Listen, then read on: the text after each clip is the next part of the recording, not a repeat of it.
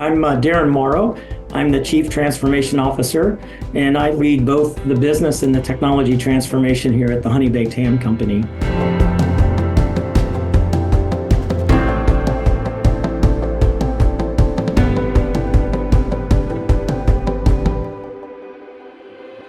Our company is a company with steep tradition, 65 years of providing quality premium meals at the holidays.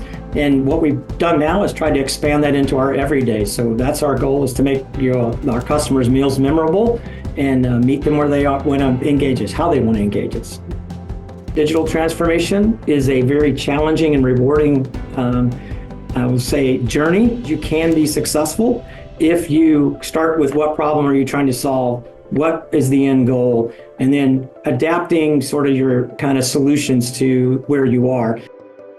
Our largest partners are Microsoft and Sickage. Microsoft Azure has been a really big platform change for us, going to the cloud. We've put our omni-channel kind of architecture on top of that.